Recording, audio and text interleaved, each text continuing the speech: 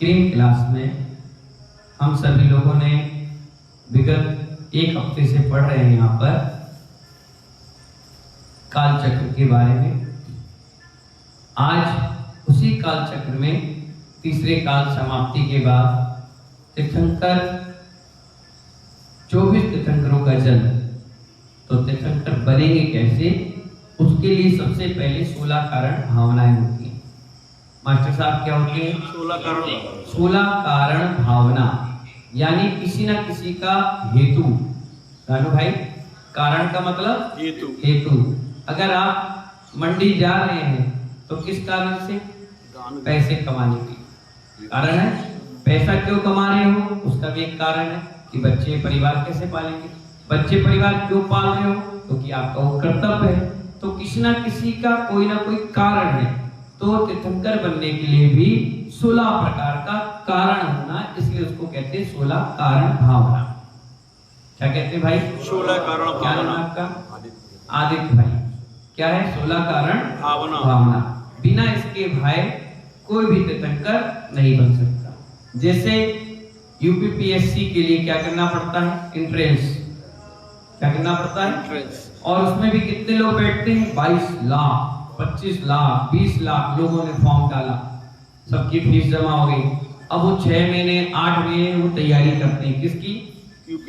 UPPSC की। जब तैयारी करें तो एग्जाम होता है पूरे भारत में, हर सेंटर में नंबर आते हैं, तो आपको जाना पड़ता है। वहां आप गए और उसके बाद फिर तैयारी करें। तैयारी करने के बाद क्या होता है कि एग्जाम दे लिया। अब उस एग्जाम में सिर्फ और सिर्फ 200 लोग निकलते हैं। कितने? 200। इतना टफ। और 200 लोग निकल गए तो अब मेंस में निकलो। मेंस में निकल जाते हैं कितने? 100, 60, 70। फिर 60-70 में से क्या होता है? इंटरव्यू होता है।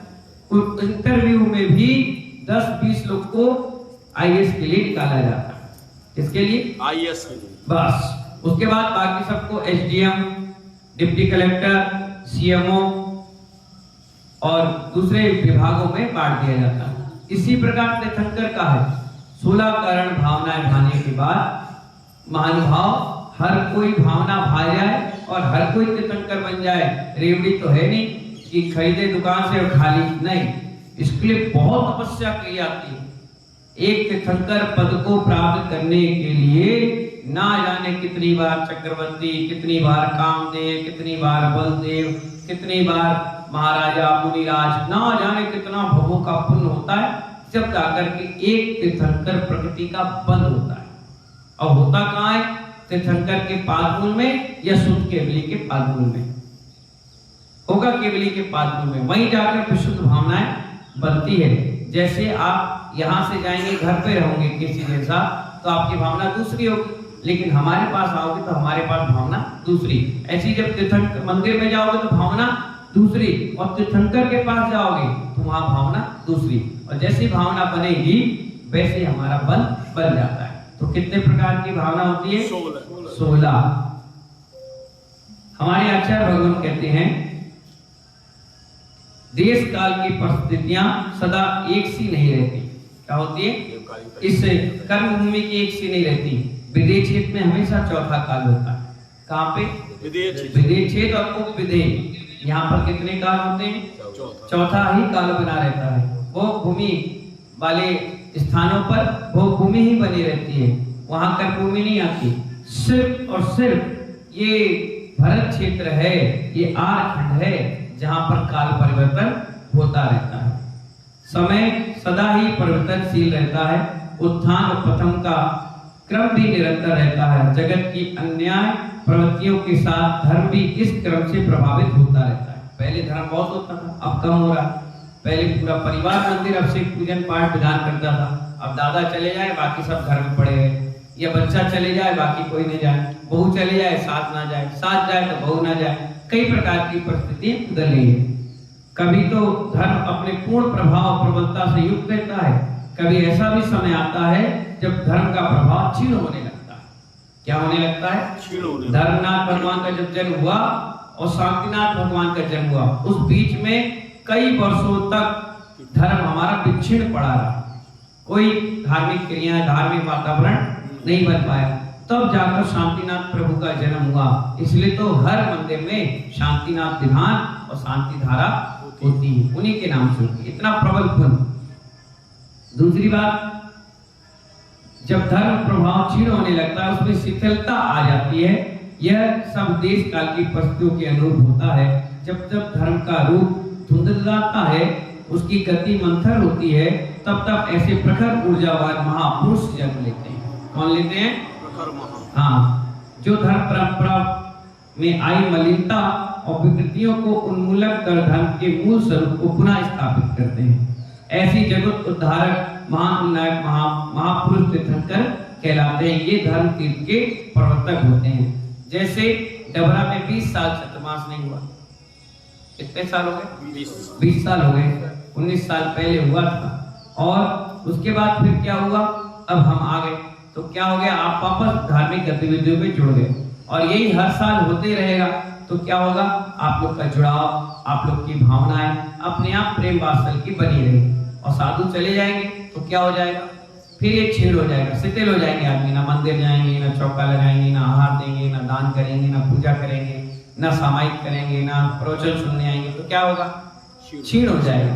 इसीलिए साधु का आना बहुत अनिवार्य है। तीर्थंकर का जन्म लेना बहुत अनिवार्य है। तीर्थंकर जैन धर्म की एक पारिभाषिक शब्द है जिसका भाव है धर्म तीर्थ को चलाने वाला, अर्थात धर्म तीर्थ का प्रवर्तक। ठीक है ना? तीर्थ का अर्थ होता है आगम और उस पर आधारित चतुर्विध संघ। जो आगम और चतुर्विध संघ का निर्माण करते हैं वे तीर्थंकर कहलाते हैं। तीर्थंकर शब्द की विभक्ति करते हुए कहा गया है तरत्ती संसार महाणियों पर ये तप तीर्थम, अर्थात जिसके द्वारा संसार सागर से पार होते हैं वह तीर्थ होता है। नाव के तरह होते हैं तीर्थ। क्या तरह होते हैं? हाँ, इसी तीर्थ के प्रवर्तक तीर्थंकर कहलाते हैं। तीर्थंकर शब्द का अर्थ घाट भी होता है। क्या होता है? घाट भी होता है। तीर्थंकर सभी जनों के संसार समुद्र को पार उतारने के लिए धर्म रूपी घाट का निर्माण करते हैं। तीर्थ का अर्थ पुल सेतु भी होता है। देखो, एक तीर्थंकर का कितनी सारी शब्दावली आगे। सेतु भी होता है, कितनी बड़ी नदी क्यों ना हो, सेतु द्वारा निर्मल से निर्मल व्यक्ति भी उसमें सुगमता से पार कर सकता है। तीर्थंकर संसार रूपी सरिता को पार करने के लिए धर्म शासन रूपी सेतु का निर्माण करते हैं। इस धर्म शासन के अनुष्ठान द्वारा आध्यात्मिक साधना कर जीवन को परम पवित्र मुक्त बनाया जा सकता है। सारांश यह है कि तीर्थत्व के गौरव से वे महापुरुष मंडित होते हैं जो समस्त विकारों पर विजय पाकर जिनत्व को उपरत कर लेते हैं और केवल को प्राप्त करके निर्माण के अधिकारी बनते हैं। तीर्थंकर अपनी इसी समर्थ के जगत के अन्य प्राणियों के कल्याण का मार्ग प्रशस्त करते हैं। मानव जाति को मोक्ष मार्ग बताकर उस पर अग्रसर होने की प्रेरणा और शक्ति प्रदान करते हैं। कौन करता है इतना सब काम? तीर्थंकर। अब समझ जाओ अपन ने कितने विशेष महापुरुष का चित्रण सुनना चालू कर दिया। इस चित्रण को सुनने मात्र से क्या काम है? सुनने मात्र से भी सम्यक दर्शन जैसे तत्व को प्राप्त कर लेते हैं, सिर्फ सुनने। इसलिए तो पंचगणक सुनने और देखने का काम है।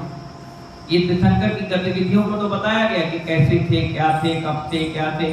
जैसे हिंदुओं में गीता, भागवत, रामायण सुनते हैं, लोग क्या कहते हैं इससे वैकुंठ मिलेगा। तो हमारे जैन दर्शन में कहा जाता है प्रथमानुयोग ग्रंथ को पढ़ने से भी हमारे परिणाम निर्मल बनते तो हमें भी अच्छी गति का बल होगा, मोक्ष जैसा मिलेगा। तीर्थंकर परंपरा सुनिए। जैन दर्शन के अनुसार प्रत्येक काल चक्र में अवसरी काल के दुष्मा सुषमा काल। दुष्मा सुषमा काल कौन सा है? कौन सा है दुष्मा सुषमा काल? दुष्मा सुषमा काल का नंबर कौन सा है? चौथा। कौन सा? हाँ, कभी तीर्थंकर के जन्म की बात आए तो चौथे काल की है ना, भूलना नहीं। चौथे काल के प्रारंभ में और उत्सव पड़ी दुष्मा सुषमा तीसरे काल के आरंभ में, जब सृष्टि भोग युग से कर्म युग में प्रविष्ट होती है। भोग छूट गया, अब कर्म युग चालू हो गया। जैसे कर्म युग चालू हुआ तीर्थंकर का जन्म प्रारंभ हो गया। क्रमशः 24 तीर्थंकर होते हैं। कोई प्रश्न करेगा 25 क्यों नहीं, 23 क्यों नहीं? वो सिद्धांत है 24 ही होंगे, 24 ही थे और 24 ही रहेंगे। समझ गए? 25वें नहीं होते। हमारे यहाँ हिंदू साम्राज्य में भी सनातन धर्म में 24 अवतार बताए। मुसलमानों में भी 24, गुरु नानक में भी 24 बताए गए। ये तीर्थंकर का व्यवस्था है। यह परंपरा अनादिकालीन है। क्या है? अनादिकालीन, सनातन परंपरा है, पुरानी परंपरा। सनातन का मतलब क्या होता है? पुराना। क्या काम है? पुराना। जैन आगम के अनुसार अतीत काल में अनंत तीर्थंकर हो चुके हैं। वर्तमान में ऋषभ आदि 24 तीर्थंकर हैं। भविष्य में अनंत तीर्थंकर होंगे। वर्तमान कालीन में सिर्फ 24 हैं। उनके नाम ऋषभ, अनिल, संभव आदि आप जानते हैं। ठीक है। भूत के भी हैं, श्रीनिवाण, सागर, महासाधु, विमल प्रभु, ये ठीक है। और भविष्य के हैं महापद्म, मैंने बताया था नाभि राय के पुत्र होंगे महापद्म, सुरदेव, सुपास। इस प्रकार से भूत, भविष्य, वर्तमान 30-24 के नाम समझ में आ गए। ये भूत, वर्तमान, भविष्य सभी तीर्थंकर मूल रूप से समान रूप से प्ररूपण हो करते हैं। धर्म का मूल तत्व एक है। एक तीर्थंकर से दूसरे तीर्थंकर की देशना में कोई अंतर नहीं रहता। सभी तीर्थंकर का तत्व उपदेश ही रहता है। क्या? जितने भी तीर्थंकर होंगे वो एक ही उपदेश देंगे प्राणी मात्र के तत्व का। काय का? फालतू इधर उधर की बातें, इधर उधर चुटकुले, ताली बजाओ, हल्ला गुल्ला मचाओ, ये नहीं चलता हुआ। वहां बिल्कुल सिस्टम से काम चलता है। भगवान बोलते हैं, गड़गड़ झेलते हैं और हम सब लोग सुनते हैं। और एक भी व्यक्ति कोई चिपट धंधड़बाजी कुछ नहीं, शांति से सुन करके श्रवण करते हैं। उसी में लोगों को बैराग आ जाता है। कई दीक्षा लेके चले आते भव्य जीव है।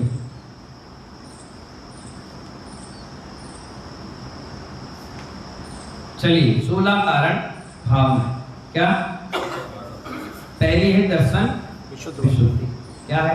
दर्शन विशुद्ध भावना। बोलो। दर्शन विशुद्ध भावना। दर्शन विशुद्धि का मतलब क्या है? लोक कल्याण की भावना से। किसकी भावना से? लोक कल्याण। अनुप्रणीत सम्यक दर्शन, दर्शन विशुद्धि। कहने का मतलब दर्शन विशुद्धि का मतलब ये है कि हर व्यक्ति के प्रति आपकी कल्याण की भावना। जैसे अगर आपको डबरा में पानी चाहिए, क्या चाहिए? पानी। और डबरा में अपने घर पे पानी चाहिए, तो दीपक कैसे करो? तुम्हारे घर में पानी चाहिए बादल से खेत में, तो तुम क्या कहोगे? हमारे यहाँ पानी गिरे, ये तो कहोगे। प्रेमचंद जी क्या कहोगे? पानी हमारे छत पे गिर जाए। क्यों भाई अग्रवाल जी? पानी बरसे करें। नहीं, यही तो आपकी सोच में और तीर्थंकर की सोच में है। तीर्थंकर क्या कहते हैं कि पानी गिरे तो हमारे खेत के साथ सबके खेत भीगे। क्या? सबके। दीपक समझ में आ रहा है? सबके। अमन क्या कहा मैंने? सबके खेत भीगे। वो ये नहीं कहते कि मेरे कल्याण हो, वो कहते हैं प्राणी मात्र का कल्याण हो। क्या? हाँ, भंडारा अगर आपने बनाया तो ये अपने लिए थोड़ी ना बनाया। भंडारा यानी सबके लिए, जो भी आए। चेहरा नहीं देखा जाता उसमें। आओ, ले जाओ, खाओ पियो और आनंद मनाओ। इसी प्रकार तीर्थंकर दर्शन विशुद्धि भावना भाते हैं। उसका नाम ही दर्शन विशुद्धि भावना, यानी जो आपके देखने का नजरिया है वो विशुद्ध होना चाहिए। क्या होना चाहिए? विशुद्ध होना चाहिए। उसमें कोई परिवर्तन नहीं होना चाहिए। जैसे हम लोग की नजर है, हमारे नजर में ये भी है, ये भी है, ये भी है। हम सभी को आशीर्वाद देते हैं। किसी को ऐसे देते हैं क्या? ले तुम थोड़ा कम ले जाओ, थोड़ा सा ले जाओ, नेक ले जाओ, हल्का ले जाओ। क्या करते हैं? आहार में क्या करते हैं? सभी लोग समान रूप से आते हैं, आराम से देते हैं, आशीर्वाद सभी को देते हैं, पढ़ाते सभी को हैं। कभी देखा कि अलग से किसी को पढ़ा रहे, अलग से बैठे गुटबाजी कर रहे हैं, ग्रुपबाजी कर रहे हैं? कभी नहीं करते।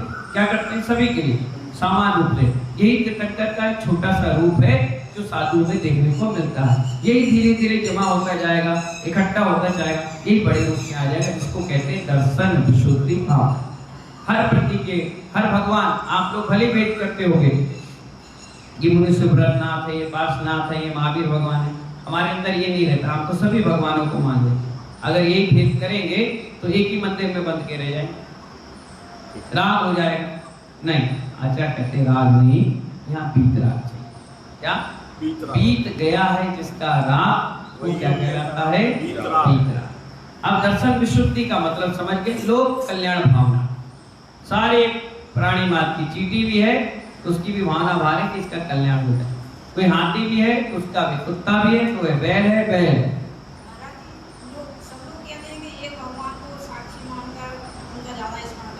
हम बता रहे हैं मूल नायक भले ही कोई बना लो, लेकिन विधि नायक तो बहुत सारे हैं। जैसे यहाँ पर अभी कौन है, प्रमुखता एक दे दी, प्रमुखता हमें दे दी, पर इनको नमस्कार करने के लिए किसने नहीं मना किया, इनको भी करो ना। तुम इन्हीं में लगे रहोगे, फिर इनको कौन पूछे। इसीलिए 24 तीर्थंकर बराबर, उनकी सारी गतिविधि सारी व्यवस्थाएं बराबर, कोई बात नहीं, वो आपकी भावना है। हम तो कभी नहीं फिरते ऐसे, हम तो नमोकार मंत्र पढ़ते हैं, और नमोकार मंत्र ही उदाहरण है अपने लिए कितना बड़ा, कि इसमें किसी तीर्थंकर को नमस्कार नहीं किया। उन्होंने कहा अनंत सिद्ध आचार्य उपाध्याय साधु, किसी का नाम ही नहीं दिया। जब नाम ही नहीं दिया तो स्वाभाविक है, जब नाम नहीं दिया है तो सबका पुण्य मिल रहा है। एक को पकड़ोगे तो एक ही का पुण्य मिलेगा, सबको पकड़ोगे तो सबका पुण्य मिलेगा। इसीलिए प्रोसेस तो सब एक से ही बनी है, एक से ही बना, एक ही सिस्टम है। हम लोगों ने अलग अलग मान लिया, क्योंकि पंचम काल है, हर व्यक्ति दुखमा काल में क्या है, दुखी है। उसको दुख से निकलने का रास्ता बता दो। अगर मैं आपसे कह दूं कि यहाँ पर एक पैर पे खड़े होकर के साधना करो, तुम्हें हर परेशानी दूर हो जाएगी, तुम वही करने लग जाओ। मैं कहूँ कि एक काम करो, दिन में दीपक जलाकर यहाँ आओ, तो तुम ये भी नहीं पूछोगे कि अंधेरा है क्यों लेला में जलाना है, आप ले आओ। अंधश्रद्धा दौड़ रही है, क्या अंधश्रद्धा सम्यक दर्शन का कारण नहीं बनती, विवेक पूर्वक श्रद्धा। विवेक तो लगाओ, जैसे खाने में लगाते हो। अगर मैं मिट्टी डालकर तुम्हें चावल दे दूं तो तुम क्या बोलेंगे, मिट्टी वाला चावल हम थोड़ी ना खाएंगे, खाने लग जाते हो। क्या करते हो, एक टमाटर लेने जाते हो, बहुत रेट बढ़ गए टमाटर के, एक टमाटर खरीदने जाते हो, एक पाव आधा किलो, तो क्या करते हो, छांट के लेते हैं। कैसे बताओ ना। अरे 4 टमाटर आते हैं 250 ग्राम में, अच्छे अच्छे डाल दो 5 टमाटर। अब 5 टमाटर लोगे तो 5 टमाटर को 1000 टमाटर में यूं लोगे, यूं दबाओगे, यूं सूंघोगे, यूं रगड़ोगे, पानी तो नहीं लगा, कुछ वो तो नहीं लगा केमिकल, ये 50 बार सोचोगे, उसके बाद 5 टमाटर लेते हो। और जब सम्यक दर्शन की बात आए तो जहां तहां से पटक देते हो। कम से कम इतना बड़ा नरभाव आपको मिला, मनुष्य पर्याय मिली, कम से कम एक बार सोच तो लो, किसको नमस्कार कर, कहाँ कर रहे हैं। कोई भी आ जाए उसका पैर पड़ लिया, अरे माथा है माथा, कोई सिरपल नहीं 20 रुपए में कहीं भी चढ़ा दी। इसीलिए आचार्य कहते हैं दर्शन विशुद्धि भावना भाई 16 तीर्थंकर पद। पहली दर्शन विशुद्धि, अगर यही गड़बड़ हो गई तो 15 की 15 भावनाएं खराब होगी। नींव का पत्थर दर्शन विशुद्धि क्या है, हाँ नींव का पत्थर है। पहले दर्शन विशुद्धि भावना भाना पड़ेगा, तब जाकर सारी भावनाएं आपकी आएंगी। छन्ना पानी का रखोगे तभी नीचे प्योर पानी आएगा, और छन्ने तुम गलत रखोगे तो पानी प्योर कहाँ से आएगा। ये छानने की विधि है, कितनी भावना तुम छान लो, गंदी पुरानी विकार भाव विभाव सब हटा लो, तब जाकर विशुद्धि आएगी, तब जाकर। अभी इस पंचम काल में ना जाने कितनी विशुद्धि बनाना पड़ेगा, तब जाकर के चतुर्थ काल में जन्म हुआ तीर्थंकर के पाद में, तब जाके हमें केवल ज्ञान की प्राप्ति होगी। तो पहली भावना कौन सी, समझ गए ना। दूसरी विनय संपन्नता, सम्यक ज्ञान आदि मोक्ष मार्ग और उसके साधन गुरु आदि के प्रति हार्दिक आदर भाव रखकर विनय संपन्नता। जितने भी गुरु आए सबका हार्दिक स्वागत वंदन अभिनंदन, उनकी विनय, शास्त्र की विनय है ना, इन सब की विनय। हमने एक दिन बताया था ना, पुस्तक कहाँ रखना चाहिए, टेबल के नीचे। हाथ गंदे हो तो साफ कर लेना चाहिए, आंख में नहीं दबाना चाहिए, नाभि के नीचे, पैर के नीचे, जमीन पर लेट के सो गए बैठ गए नहीं। पुस्तक है, उसके जितने विनय हम करेंगे उतने ही विनय संपन्नता गुण हमारे अंदर है। झुकने की कला होगी, जिसमें अकड़ कहने की होती है वो कभी तीर्थंकर बन ही नहीं पाएगा। अब इससे समझ जाओ अपने ऊपर कि हम तीर्थंकर बनेंगे कि नहीं बनेंगे। अब समझ जाओ, दर्शन विशुद्धि होगी तो बन जाओगे, विनय संपन्नता होगी तो भी बन जाओ। विनय संपन्नता समझ में आया, चुप करके थी अपने छोटे से भी और बड़े से भी, क्या मन। और व्यक्ति यही झुकना पसंद नहीं करता। आचार्य भगवान कहते हैं झुकना इंसान की पहचान होती है, अकड़ना मुर्दे की पहचान। अगर हम मुर्दे होंगे तो अकड़ेंगे, और इंसान होंगे, सच्चे भक्त होंगे भगवान के, तो झुक करके जीवन जिएंगे। कैसे जिएंगे, झुक करके। झुकने में कोई भी नुकसान नहीं है, पेड़ में फल लगता है तो पेड़ क्या होता है? झुक जाता है। झुक जाता है। आदमी के अंदर गुण आता है, बस गुण आता है तो सो जाता है? नहीं, व्यक्ति के अंदर गुण आता है तो वो भी झुक जाता है। क्या करता है? झुक जाता है। क्षमा मांग लेता है, भाई छोड़ो यार, क्या करना है काम, या तो अकड़ेगा नहीं, और अगर अकड़ रहा है तो झुकने की कला उसके अंदर आ जाए। नहीं झुकोगे तो कर्म तुम्हें ऐसे झुकाएंगे, सीधे नरक ले जाएंगे। समझ में आया? रावण नहीं झुकता था, बहुत अहंकारी था, गजब का अहंकारी, उसके जैसा अहंकारी कोई पैदा ही नहीं हुआ। अब जबरदस्त 500 सिद्धियां थी, अर्ध चक्रवर्ती था, सोने की लंका में रहने वाला व्यक्ति था। इतना अकड़ थी, इतनी अकड़ थी, एक झटके में निपटा दिया काम खत्म। लोग बैठे रहो शांति से। अब कोई उसका नाम लेने वाला नहीं, लेकिन मुनि भक्त था, गुण भी था, नियम का पालन करने वाला था। मालूम है इतना अहंकारी होने के बाद भी महानुभाव आने वाली 24वीं में तीर्थंकर बनेगा। क्यों? क्योंकि युद्ध से पहले, युद्ध पे जाता था सुबह, तो उससे पहले भगवान की पूजन अभिषेक करके जाता था, इतना अहंकारी होने के बाद। उसके बाद भी जब युद्ध हो गया तो आके प्रतिमण करता था, खम्मामी सब जीवा नाम सब बे जीवा खबर तुम्हें मृत्यु सब भूले तुम मैडम पेड़म में झुकना कीड़, सबसे क्षमा मांगता था। अब आप सोच लीजिए, आप हल्का सा अहंकार करते हैं और घर में रुक के बैठ जाते, हम नहीं आएंगे, हमें बुलाया नहीं, हमें बोला नहीं, हमसे पूछा नहीं, हमें माला नहीं पहनाया, मुकुट नहीं डाला, रूठ के बैठ गए, बैठ जाओ। उसके बाद क्या करोगे? मंदिर नहीं जाएंगे, जाओ। प्रतिमण नहीं करेंगे, जाओ। महाराज के पास नहीं जाएंगे, मत जाओ। हमारा क्या बिगाड़ लोगे? हमारा तो ऐसे ही मुकुट 28 है, फिर तुम आ जाओगे तो 29 नहीं हो जाएगा, और नहीं आओगे तो 27 नहीं होगा। अपना तो काम बिल्कुल चल रहा है टनाटन, हमें कोई फर्क नहीं पड़ रहा, अपना आराम से धर्म ध्यान चल रहा है। आओगे तो कुछ लेके ही जाओगे, और नहीं आओगे तो पछताओगे, हमें कोई मतलब नहीं। तो ऐसे ही अहंकार बिल्कुल नहीं आना चाहिए, बिल्कुल विशुद्धता सरलता के साथ जीवन जीना चाहिए। जब रावण का अहंकार नहीं रहा, कंस का नहीं रहा, जरासंध का नहीं रहा, तो हम तो उसके पैर के धूल के बराबर नहीं, हमारा क्या रहेगा?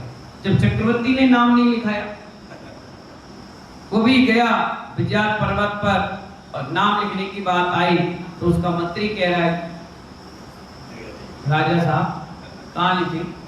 बोले लिख दो। उसने कहा एक का मिटाना पड़ेगा। बोले क्यों? बोले अनादि से चक्रवर्ती होकर आए और हर चक्रवर्ती दिग्विजय यात्रा के बाद अपना नाम लिखता है, यहाँ जगह ही नहीं एक पॉइंट भी जहाँ आपका नाम लिखे। अगर या तो किसी का दूसरे का मिटाना पड़ेगा तब आपका लिखना पड़ेगा। वो आकर के देखता है पत्थर पर, अरे एक काम करो, नाम मत लिखो। बोले क्यों? बोले बिना नाम के ही नाम हो। और आज देखो कितने चक्रवर्ती हुए, लेकिन भरत चक्रवर्ती का नाम हमेशा अमर है। क्या है?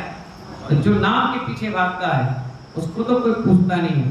मालूम है पेपर में नाम छपता है, दूसरे दिन जलेबी तुलती है, तीसरे दिन कुत्ता चाटता है। चटवाना हो तो नाम डालो।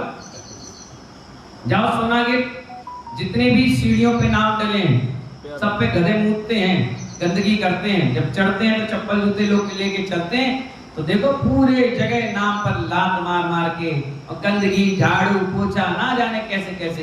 इसलिए कहा गया शुद्ध का अवणवाद मत करो, जमीन पर नाम मत लिखो। और लिखा है तो उस पर कभी पैर मत रखो। एक शिलापट लिख तो ठीक है, प्रेरणा मिलना चाहिए, एक शिलापट पे लिख तो पूरे जगह लिख रहे नहीं। इसीलिए नाम के पीछे कभी मत जाओ।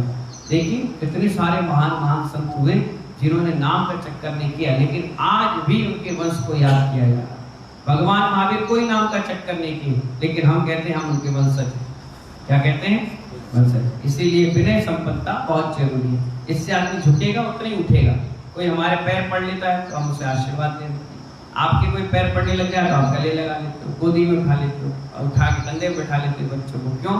क्योंकि जितना जो व्यक्ति झुकेगा सरल होगा वो उतनी ज्यादा ऊंचाई पर जाएगा। सील व्रत 3-4, अहिंसा आदि व्रत और उनके पालन में सहायक, क्रोध आदि का त्याग सील कहलाता है। और व्रत और सीलों का निर्दोष रीति से पालन करना सील व्रतानुसार व्रत कहलाता है। अहिंसा, अचौर, अपरिग्रह, ब्रह्मचर्य, ये जो अपने 5 महाव्रत हैं, इसी का पालन करने को और क्रोध आदि कसाय को छोड़ो। इन नियम व्रत संयम को पालन कर लेने का नाम सील व्रतानुसार नाम का भावना है। व्रती भी बनना बहुत जरूरी है। अगर व्रती नहीं बनोगे तो भी तीर्थंकर नहीं बन सकते। पहला दर्शन विशुद्धि, वो भावना भाना पड़ेगा। दूसरा विनय संपत्ता आना पड़ेगी। और तीसरा व्रती और कसाय को छोड़ना पड़ेगा। यानी कसाय छोड़ोगे और व्रती बनोगे तभी तुम्हारा कल्याण है। व्रती बन के कसाय है, कसाय है और व्रती नहीं बने, इम्पॉसिबल, कुछ नहीं हो सकता। दोनों काम एक साथ करना पड़ेगा। कसाय भी छोड़ना पड़ेगा और व्रती भी बनना पड़ेगा, तब आपका रिजर्वेशन तीर्थंकर पद के लिए हो जाएगा। 3 हो गए। चौथा है अभिक्षण ज्ञान उपयोग। क्या कहा? अभिक्षण ज्ञान उपयोग। अभिक्षण का मतलब जिसका क्षण नहीं, बताओ। बुरा बुरा चीज अभिक्षण। अभिक्षण का मतलब हर क्षण ज्ञान की चर्चा करना। किसकी? हाँ, हर क्षण। एक क्षण भी ऐसा ना जाए जिसमें तत्व ज्ञान ना करा जाए। बार बार स्वाध्याय, प्रतिक्रमण, स्वाध्याय, फिर स्वाध्याय, फिर प्रतिक्रमण, फिर स्वाध्याय, फिर स्वाध्याय, फिर जाप, फिर सामायिक, सिर्फ और सिर्फ एक ही भावना, तत्व ज्ञान। क्या की? तत्व ज्ञान। कौन करता है बताओ?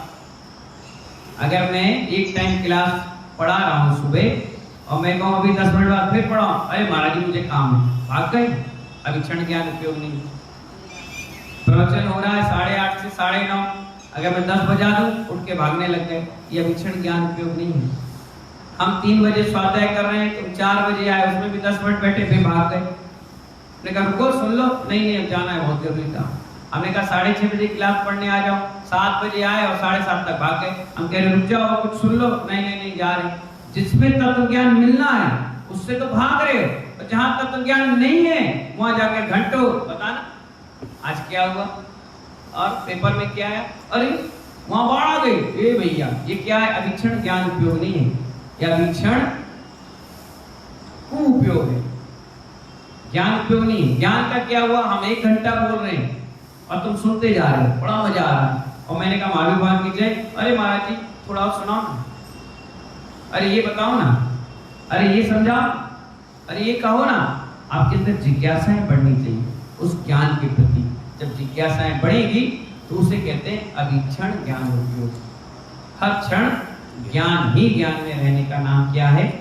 और इसलिए तो ये ज्ञान ज्ञान ज्ञान ज्ञान में रहते हैं, तभी उन्हें केवल ज्ञान होता है। जो बच्चा यूपीएससी एमपीएससी की तैयारी, सीए की, एमए की तैयारी करता है, वो कम से कम 15 16 घंटे पढ़ाई करता है, उसमें रम जाता है, तभी जाकर के उसका नंबर किस में आता है? ऐसे ही जब तीर्थंकर की अभिक्षण ज्ञान उपयोग करोगे, थोड़ा थोड़ा बूंद बूंद बूंद बूंद बूंद बूंद इकट्ठा करोगे तो जाकर के वो महाबूंद बनेगा, केवल ज्ञान का कारण बनेगा। समझ गए?